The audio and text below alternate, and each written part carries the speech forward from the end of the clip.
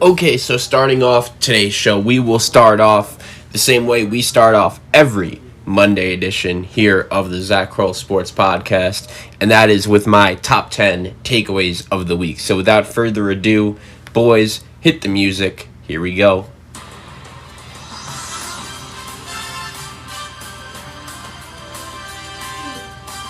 Takeaway number 1. The Missouri Tigers are Alabama's biggest threat in the SEC, and they've had a really nice season. I wanted to give a shout out to Conzo Martin and the boys because the Tigers have been one of the more surprising teams in all of college basketball so far. And one thing I really like about the Tigers is that when I watch them, you could really tell that their team, and one of the main reasons why they're so good is because everyone is on the same page. Everyone is experienced. And these are all guys that have been through the battles, they've been through the wars, and they're a really good basketball team, and they've been one of the teams that so far this week have really broken out and have proven and have shown just how good they are compared to everyone else in college basketball. And the last two games, two big games at home against Alabama and against Kentucky. And in the game against Alabama, it was crazy because they were really winning the whole way. They then, in the last 5+ minutes, gave up a 23-2 run to Alabama and still somehow, some way, ended up finding a way to win the game. I feel like there could have been plenty of other teams around the country where that happened to them, and there was no shot they would have been able to find a way to get the job done. So shout out to Conzo Martin, and the Missouri Tigers. Takeaway number 2.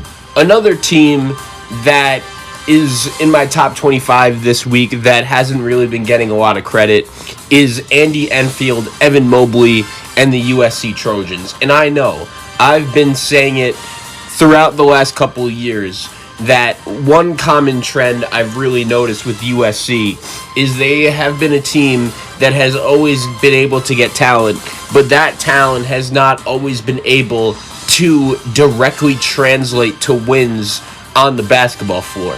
Well, so far this season it has, and USC is interesting the way they're built because they do have one of the best players in all of college basketball in Evan Mobley. He is going to be a first-round NBA draft pick.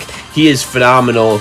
But one thing I really like about this USC team is besides him, USC has a team full of deep veterans and some freshmen or young players, but they're all talented.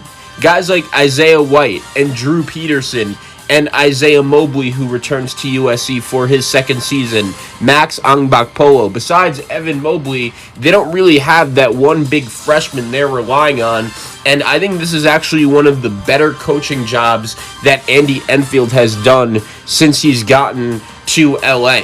You guys know better than anyone that compared to some of the other leagues in college basketball, the Pac-12 is as wide open as ever. And if you're a team in that league with some talent, you could take advantage. And I think USC has been able to do that so far this season. They really were also able to take advantage of the matchup advantage that they had against UCLA, as they really were able to use their length to their to the advantage, and the USC Trojans ended up getting the W. Takeaway number 3. The Tennessee Volunteers enjoyed a very up and down week. And one thing I noticed this week, and one thing I am officially ready to say, is that I am officially out on Tennessee in terms of a legit national championship contender, but they could get there. And even though in their game against Ole Miss, that was super frustrating to watch. They really had a lot of trouble scoring the ball, and they just looked like a team that was not ready for the moment. They were not ready to be able to come back and get the job done. If you watch that game, Tennessee was up by, I believe, 10 plus the whole game, in that range, and then Ole Miss ended up making a huge comeback, and Tennessee just looked shell-shocked after Ole Miss was able to take the lead for the first time in a while. And originally enough, Tennessee comes back on Saturday against Kentucky, and they were losing for most of the first half plus, and then somehow, some way, the freshmen for the Knoxville, Tennessee Vols were able to flip a switch, and Keon Johnson and Jaden Springer were able to not only win the game for the Vols, but take it over, as they all of a sudden became the two best players on the floor. And yeah, Kentucky, they're just not flat out, they're just not a very good basketball team. Tennessee was able to take advantage of their mistakes, but Tennessee deserves credit in doing that because that's what good teams do. Good teams are able to take advantage of their opponent's mistakes, and maybe this finally gets the Tennessee Vols going, because so far early on in this season, Tennessee, they have had some trouble scoring the ball. Their leaders have had a hard time really getting the team riled up, but we haven't seen the freshmen on this team being the main reason why the Vols could win a game. That changed against Kentucky. Let's see what the Vols look like going forward. Takeaway number 4. The Duke Blue Devils have officially hit rock bottom. And I said on Monday after Duke lost to the Miami Hurricanes that of all of the losses that Duke has taken so far this season, the one on Monday to the Miami Hurricanes, I thought, was actually the worst one so far, just because it really took away all of the prior work they had done before that point. If you remember, Duke actually looked pretty good in games that really didn't mean that much. They got to win over Wake Forest. They got to win over Georgia Tech. They got to win over Clemson. And I shouldn't say that game didn't mean much, because that was a win that at the time we thought if Duke had any shot at making the NCAA tournament, that was going to do it. But Duke did not come ready to play against Miami, and a very short-handed Miami team, that is, was really able to take advantage of that. Then on Saturday against North Carolina, I got to be honest with you, watching that game 5 minutes in, I had a really, really good feeling that odds are the Heels were going to win that game. North Carolina looked more prepared. They looked like they wanted it more. They looked like the more physical team, and they really deserve credit for that, because Duke was not able to match that. And Duke, there's been something off with them, I believe, since early on in the season when they lost to Illinois, and Coach K had that whole to-do after the game. He just hasn't looked fully engaged this season, and the fact that Duke really may not make the NCAA tournament tells me all I need to know.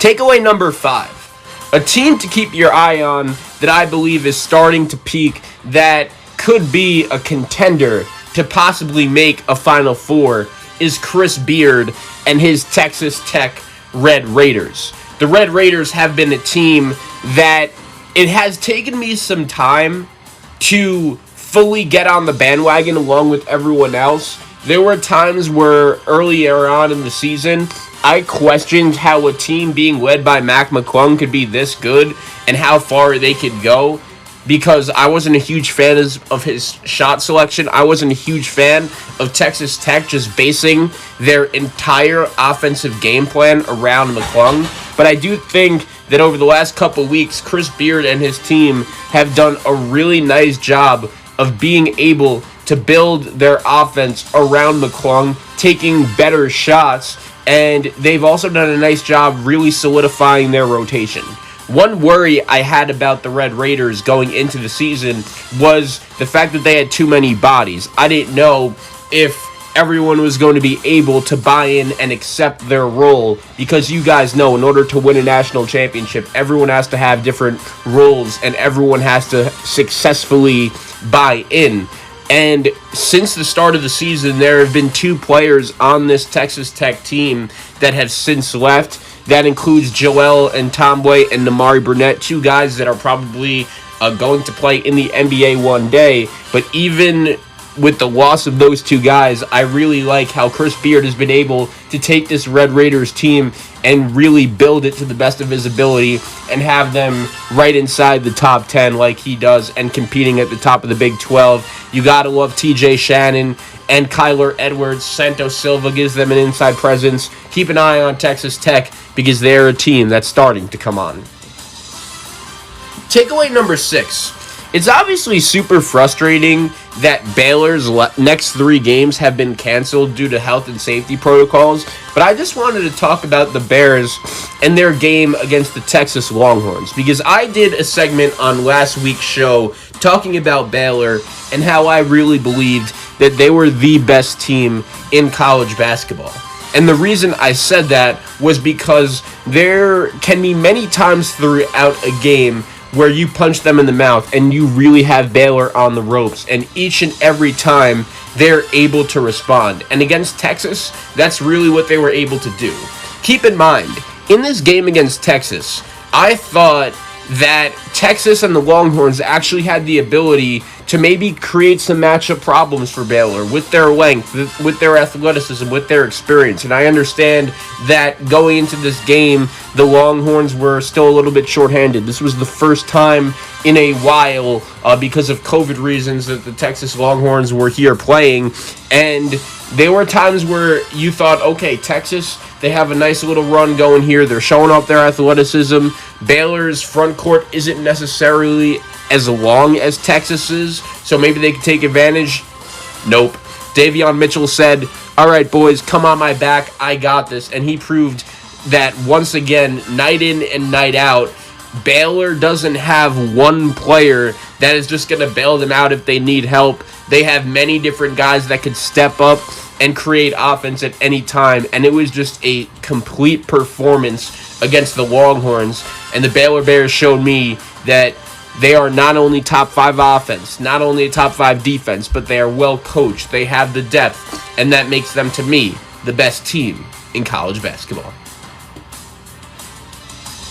Takeaway number 7.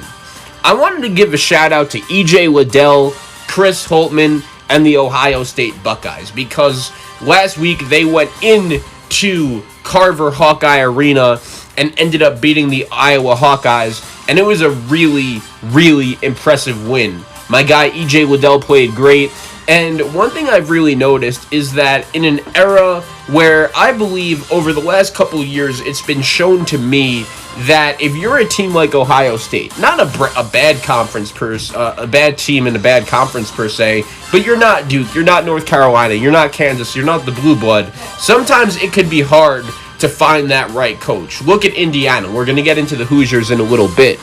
Not all fans love Archie Miller. But Ohio State nailed the Chris Holtmann hire a couple off seasons ago. Because each and every season that Chris Holtmann has been at the main leader seat for the Ohio State Buckeyes, not only are the Buckeyes competitive, but here's the common pattern. Going into the season, Ohio State, people think they could be all right, but no one necessarily is picking them to be a team on top of the Big Ten or a team that people necessarily are excited to watch play. But each and every year, Chris Holtmann flips that narrative, and he has the Buckeyes on top of the Big Ten. They've been playing phenomenal basketball of late, and before C.J. Walker got hurt came back from injury a couple weeks ago, Ohio State had gone into Illinois and won. They had gone into Wisconsin and won. They've been playing some phenomenal basketball. E.J. Liddell should be first team All Big Ten by the time the season comes to an end. Ohio State deserves some credit. Takeaway number 8. It has been a roller coaster season for Archie Miller and the Indiana Hoosiers. But I will say this. Indiana fans should be happy that their team was able to go out on Sunday and get the win against Iowa. Because one thing I've said a lot on this show is that when you're a team like Indiana that not only is playing in the Big Ten, but you're a team that's on the bubble. You're a team that each and every day is fighting for your NCAA tournament lives. And sometimes it may not be easy to get the job done and win games. But for the second time this season on Sunday against Iowa, Indiana was able to go out there and get the win.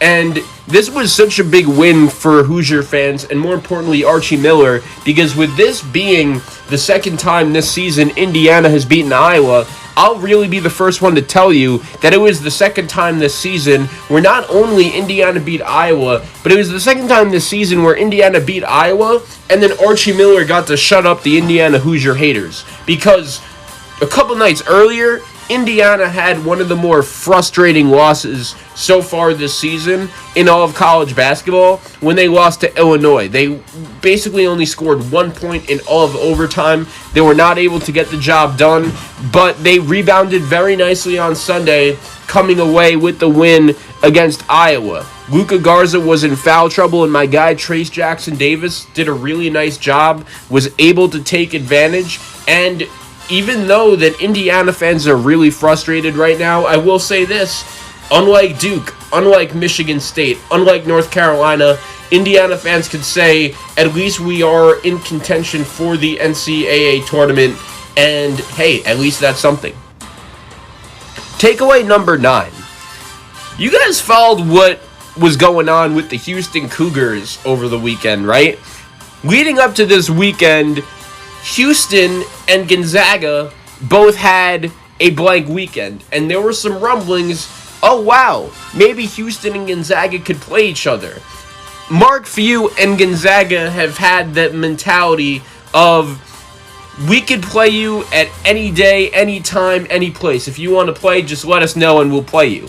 And Houston, I think, would have been not only the ideal opponent for Gonzaga, but I think you could make the argument that Gonzaga really would have helped Houston as well in terms of exposure, in terms of trying to improve their resume. This would have been a really nice event for college basketball, and I think for both teams who, let's be honest, play in a conference where they haven't really been given that many challenges, I think a possible game between Gonzaga and Houston would have been able to showcase them and really give both sides a challenge and a build-up before March Madness, because when you watch both teams, I think they're bored right now and they need a new challenge. And right before everything was going to be official, apparently Gonzaga was getting ready to put an arena together.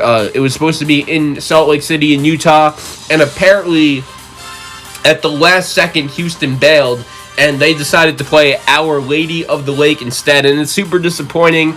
And then on Wednesday night, they end up losing to East Carolina. If you're a fan of the Houston Cougars, I'm sorry, but that might just be karma, because we really were that close to getting a Houston-Gonzaga game this weekend.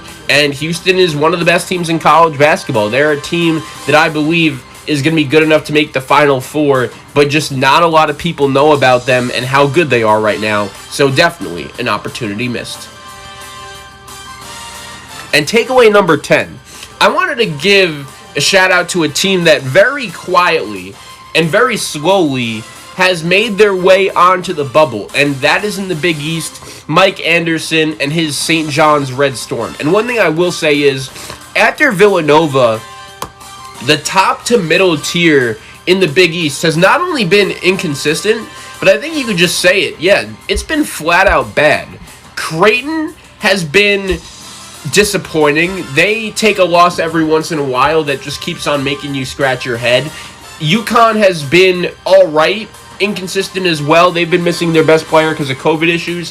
Seton Hall has been starting to play better, but Marquette's been a bust. Providence been a bust, but St. John's has not been. And very slowly, after a couple big-time wins against Marquette and against Providence, the St. John's Red Storm are making their way towards the NCAA tournament bubble. And the fact that they are even this close to begin with, Mike Anderson deserves credit.